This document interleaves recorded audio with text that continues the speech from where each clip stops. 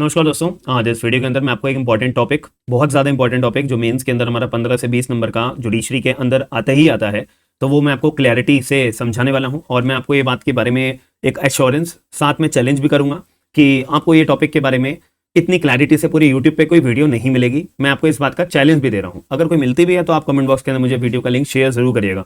ठीक है, अभी मुद्दे पे आते हैं। आपने ये वाला जजमेंट जो आपको स्क्रीन के ऊपर दिखाई दे रहा है, Revanna Siddappa versus Malik Arjun 2023 supreme court of India, ये जजमेंट आपने पढ़ा होगा। इस जजमेंट में सुप्रीम कोर्ट ऑफ इंडिया ने बहुत सारी क्लैरिटी से बातों को खत्म कर दिया था कि हाँ, बहुत कंफ्यूजन जो थी उसको शट डाउन कर दिया था।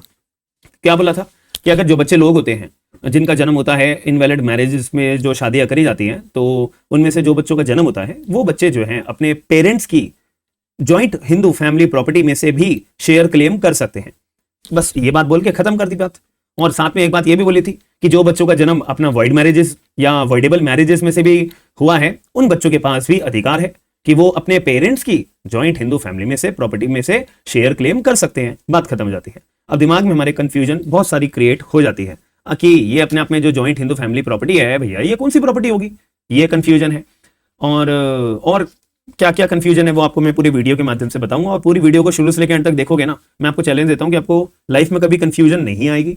और जो मेंस के अंदर ना आपसे दो तरह से सवाल पूछा जाएगा, या तो डायरेक्ट जजमेंट आपसे पूछ लिया जाएगा, या आपसे एक theoretical as well as practical question mains में 20 नंबर का अगर आता है तो वो पूछ के बना के पूछा जाएगा, जिसमें सिचुएशन बना के आपसे पूछा जाएगा कि एक हस्बैंड है, उसकी शादी हो रखी है, उसने एक और शादी कर ली है, और सेकंड वाइफ उसने रखी हुई है। सेकंड वाइफ में से एक बच्चे का जन्म होता है, तो हस्बैंड जो है in the mean time death हो जाती है, तो वो जो सेकंड वाइफ से बच्चे का जन्म हुआ है वो प्रॉपर्टी में क्लेम करने के लिए आ रहा है। तो क्या उस बच्चे के पास प्रॉपर्टी में क्लेम करने का अधिकार है, नहीं है, क्या कॉन्सिक्वेंसेज होंगी, वैलिड मैरिज होगी, वॉइड मैरिज होगी, वॉइडेबल मैरिज होगी, इनवैलिड मैरिज होगी, डिसाइड योर जजमेंट या question as per your thinking. ठीक है, give reasoning as well as judgement. तो ये सब आपको लिखने के लिए आएगा। तो ये 20 नंबर में हम सारे के सारे ये बातों को क्लैरिफाई करते हैं। तो इसके लिए हमारे खुद के कंसेप्ट तो हमें पहले क्लियर होने चाहिए ना, तभी तो हम बता पाएंगे। ठीक है, तो शुरू करते हैं हम थोड़ा सा आप बातों को समझना। चलो, सबसे पहली बात मैं एक थोड़ा सा फिक्टिशियस ही बता देता हूँ। और दूसरी बात ये कि मेरी राइटिंग पे मत जाना, क्योंकि ये राइटिंग पैड में जो है ज़्यादा यूज़ नहीं करता, मैं ज़्यादातर स्मार्ट बोर्ड पर पढ़ाता हूँ ना। ठीक है, तो ये आप लोगों को थोड़ा अंडरस्टैंडिंग क्लियर करने के लिए मैं ऐसे वीडियो को रिकॉर्ड कर रहा हूँ, ताकि ईजी भी रहेगा आपको समझाना मेरे लिए। चलो, तो यहाँ पे क्या होता है, एक जो है अपना वो है, एक हस्बैंड है, इसको हम एच नाम दे देते हैं। एक वाइफ है, इसको हम वाइफ नाम डब्ल्यू नाम दे देते हैं। अब इन दोनों की शादी हुई है, एक बच्चे का जन्म हुआ है। चलो जी, एक बच्चे का जन्म हो गया, इस बच्चे का नाम हम सी रख देते हैं, सी मतलब चाइल्ड। ठीक है, तो हस्बैंड है, वाइफ है और चाइल्ड है। अब सवाल यहाँ पे उठता है कि अब ये शादी क्या होगी, अगर वॉइड होगी, ठीक है, वॉइड शादी होगी तो कहाँ से गवर्नड होगी, बताओ। आप लोग वीडियो को पॉज करके मुझे सेक्शन बताते रहो। तो अगर ये वॉइड शादी होगी तो कौन से सेक्शन से गवर्नड होगा, सेक्शन नंबर 11 ऑफ HMA। ठीक है, इसमें कोई डाउट नहीं है। चलो, तो एक बात ये क्लियर होगी। अब वॉइड शादी कब होती है, तीन सिचुएशन हमें इस कानून को पढ़ने के बाद, सेक्शन में 11 को पढ़ने के बाद पता लगती है। पहला, सेक्शन में 5 का 1, इसमें क्या लिखा हुआ है कि अगर वॉइड बाइगेमी शादी है, मतलब एक से ज्यादा अगर शादियां करी हुई हैं तो वो शादी अपने आप में वॉइड डिक्लेयर हो जाएगी। ठीक है, और सेक्शन नंबर 11 में सेकंड पॉइंट क्या बता रखा है कि अगर शादी जो है 5 के 4 में लाई कर रही है आपकी, 5 सेक्शन में 5 के क्लॉज में 4 में कि प्रोहिबिटेड डिग्री ऑफ रिलेशनशिप वाली शादी है, देन वो शादी आपकी क्या डिक्लेयर हो जाएगी, वॉइड हो जाएगी। चलो जी, अब एक सेक्शन में 5 का 5 भी आता है, एक सेक्शन में 5 का 5 भी आता है कि अगर आपने सपिंडा हो, यार लड़का लड़की आपस में सपिंडा हैं, सेम गोत्र के हैं, ठीक है, तो ऐसे केस में, या जिनके एंसेस्टर्स, ठीक है, जिनके एंसेस्टर्स जो है सेम थे, कि लड़की के भी एंसेस्टर वही थे, लड़की के भी एंसेस्टर वही हैं, देन वो सपिंडा रिलेशनशिप है। ठीक है, तो वो अपने आपस में शादी नहीं रचा सकते हैं, देन वो अपने आप में कानून की नजर में section 11 of Hindu marriage act void declare हो जाती है। वॉइडेबल के भी हाथों हाथ हम समझ लेते हैं कि अगर मान लेते हैं इस हस्बैंड की और इस वाइफ की, H और W की शादी क्या है, वॉइडेबल है। वॉइडेबल का मतलब बताओ पहले तो मुझे क्या होता है, और वॉइड का मतलब क्या होता है। दोनों का बीच का डिफरेंस समझना जरूरी है, तभी तो कंसेप्ट समझ में आएगा, ऐसे हवा में बातें नहीं करते हैं। ठीक है, तो आप लोग मुझे बताओ, सिर्फ आप लोग मेरी वीडियो देखकर बस ऊपर ऊपर से चीजें समझना चाहते हो, सॉरी, ऐसे फिर फायदा नहीं है ना। हमें तो भाई पूरा मजबूत पक्का अपना काम करना है, ताकि अब से 50 साल बाद भी कोई हमसे कंसेप्ट के बारे में पूछेगा तो हम क्लैरिटी से उसको बिठा के मेरी तरह समझा सकेंगे कि अच्छा, वर्डेबल मैरिज के बारे में समझना है, आप पेन पेपर लेके उस व्यक्ति को समझा सकोगे। इतना कॉन्फिडेंस अपने अंदर बना के रखना है, तभी एग्जाम क्लियर होगा। ठीक है, ऐसे बतेरी यूट्यूब पे आपको वीडियोस देखने को मिलेंगी जो अपना कुछ ही बता जाते हैं, कुछ ही बोल जाते हैं।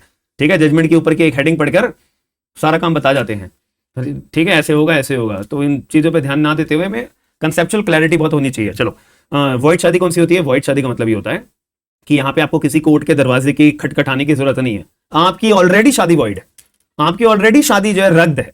दूसरी शादी आप करना चाहते हो कर सकते हो।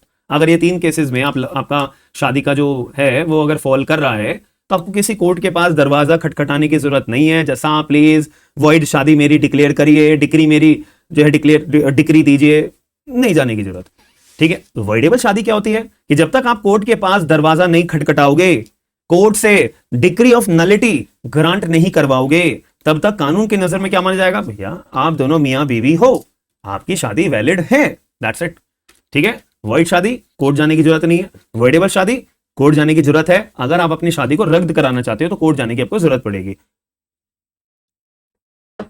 ठीक है। अब वॉइडेबल शादी हमारी कहां से गवर्न होती है? सेक्शन नंबर 12 से होती है of Hindu marriage act 1955। 4 ground है, इसके लिए शॉर्ट फॉर्म याद रख लो, IMFP। आई से क्या होता है? अगर इंपोटेंसी होती है, लड़की की इंपोटेंसी हो या हस्बैंड की इंपोटेंसी हो, then it will be a ground for either of the spouse to go before the court and declare the marriage as void and grant the decree of nullity from the court, that's it, ठीक है। M से क्या होता है? Mentally unsoundness of mind. अरे भैया मेरा जो स्पाउस है वो मेंटली अनस्टेबल है, मेंटली अनसाउंड है, तो ये बात आपको प्रूव करनी पड़ेगी, तब कोर्ट मानेगा हाँ हाँ हाँ सही बात है, आपकी शादी को वॉइड डिक्लेयर किया जाता है। एफ से क्या होता है कि अगर मान लेते हैं कि शादी जो है फोर्स और फ्रॉड का इस्तेमाल करके करी गई है, लड़की बोल रही है कि भैया लड़के ने तो हमारे को झूठ बोला था, लड़के वाले तो बोल रहे थे हमारे पे इतनी प्रॉपर्टी है, हम तो इतने पढ़े लिखे हैं, हमारा जो लड़का है वो तो इतनी बड़ी पोस्ट पे है, पदवी पे है, और जब शादी हो गई है उसके बाद पता लगा कि भैया सब झूठा था।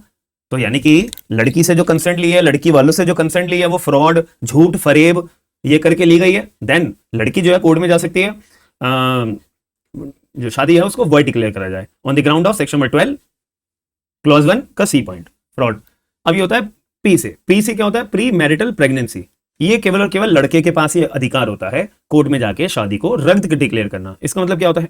इसका मतलब ये होता है कि शादी से पहले अगर लड़की जो है वो प्रेग्नेंट होती है किसी अन्य व्यक्ति से, फिर लड़की की शादी हो जाती है किसी अन्य व्यक्ति से, देन लड़के को शादी के बाद अगर पता लगता है कि उसकी जो वाइफ है वो प्रेग्नेंट है किसी और व्यक्ति से, देन लड़के के पास अधिकार है कि वो कोर्ट में जाके शादी को रद्द डिक्लेयर कर सकता है, ठीक है। और अगर नहीं चाहता तो कोई बात नहीं, वैलिड है फिर तो, ठीक है। तो ये ग्राउंड होते हैं। अब मुद्दे की बात और आगे हम थोड़ा सा लेके चलते हैं, ठीक है, और डिटेल में समझते हैं। तो अब यहाँ पे ये बात समझ में आ गई, अब शादी जो है हस्बैंड और वाइफ के बीच में वॉइड वाली हो या वैलिड वाली और वॉइडेबल वाली हो। अब एक तीसरी शादी भी हमने ऊपर पढ़ा, इनवैलिड। यार इनवैलिड का मतलब क्या होता है? सिंपल सा, कुछ मतलब नहीं है इसका।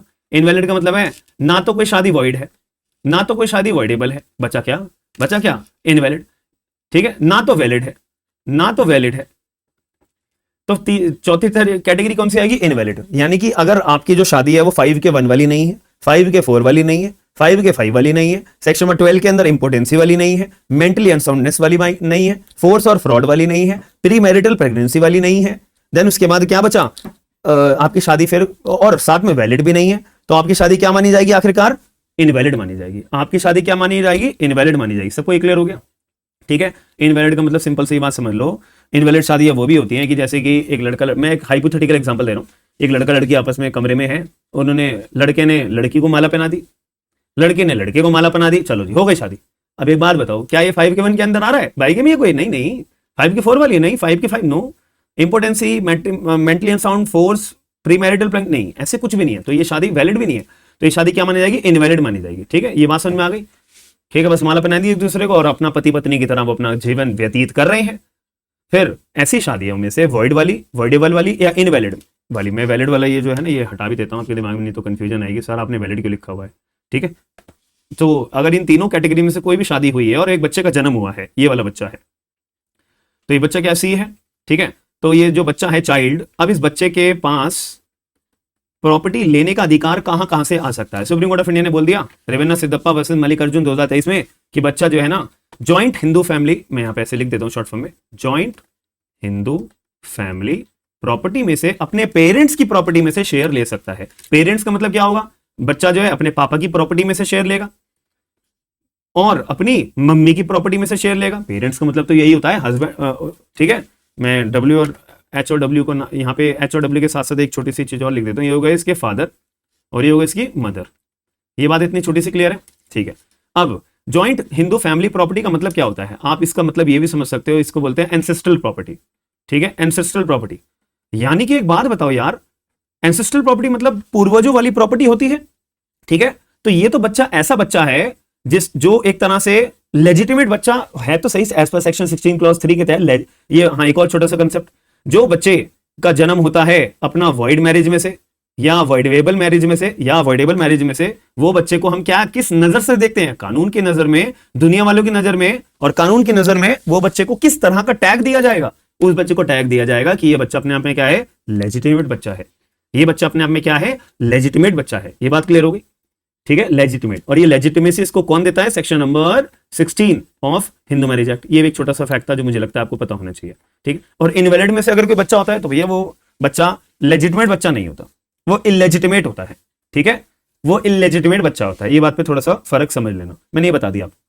अब एक और मुद्दे की तरफ आते हैं, तो यहाँ पे प्रॉपर्टीज का थोड़ा सा हम डिफरेंशिएशन समझ लेते हैं।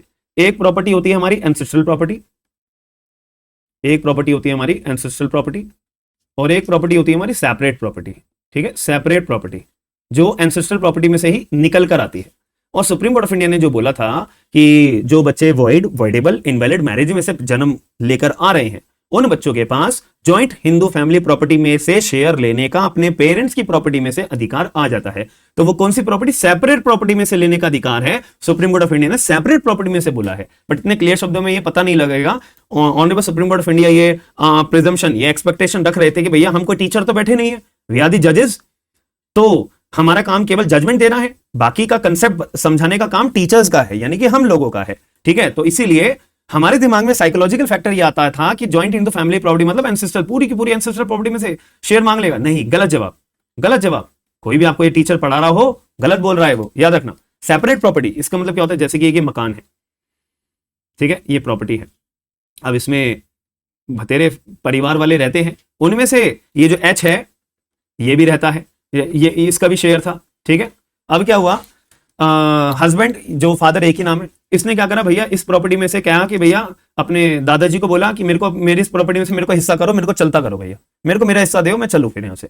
तो इनके जो दादाजी थे जो यहाँ पे बैठे हुए हैं, इन्होंने कहा कि चलो एच तेरा इतना शेयर बनता है, इस प्रॉपर्टी में से तेरा इतना शेयर बनता है, हम ये तेरे को शेयर दे रहे हैं, ये ले पकड़ और तू अपना चलता बन। और ये एच अपना एफ अरे ये अपना घर चला गया, अपना जाके दूसरी जगह पे रहने लगा।